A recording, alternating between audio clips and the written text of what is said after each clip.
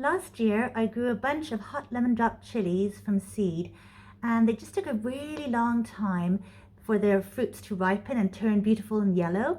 So by October they were just starting to ripen, so I took lots of them inside and overwintered them in the house, and others I pruned right back. These are some of the ones I pruned. If we look into the plant, you can see where I cut them right down.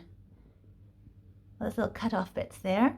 That's where I chopped them down, and then I just overwintered them on a bright windowsill and kept them really dry. Just watered them just to keep them ticking over, keep their roots going.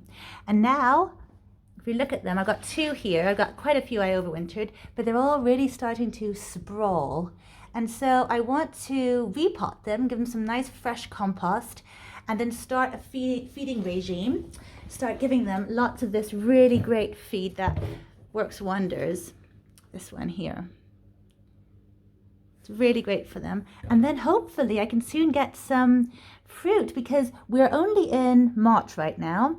And so I wouldn't be expecting fruit for a really long time, but these guys are so ripe and ready to start fruiting soon, I think.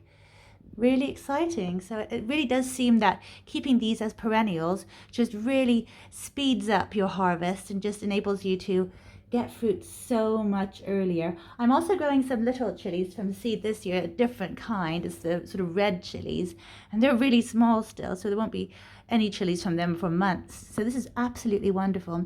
And the ones I kept overwintering in the house and didn't prune until much later after they'd completely finished fruiting. So I pruned those in like January. I'll show you how they look now. These are the ones I kept on the windowsill in the house, full of fruit, until the last minute when they completely died down. Then I pruned them just back in February. You can see they are much smaller. But again, it just means I'll get sort of a constant supply, because these ones will be ready later than the others, and then hopefully I'll have some red ones later on. So it's just a really great way to keep chilies going. And it just saves me from having to grow lots of seeds and buy seeds. And it's just a lot of work it cuts out by keeping these as perennials. Here they are, they're all potted up. They've got lovely fresh compost. I gave them a bit of fish blood and bone and ground up eggshells too for extra calcium, because they can be quite calcium hungry, these kind of plants. And I made some supports out of some sticks from the garden and a bit of string. And I think it makes them look quite decorative, and it will keep them from flopping over too much.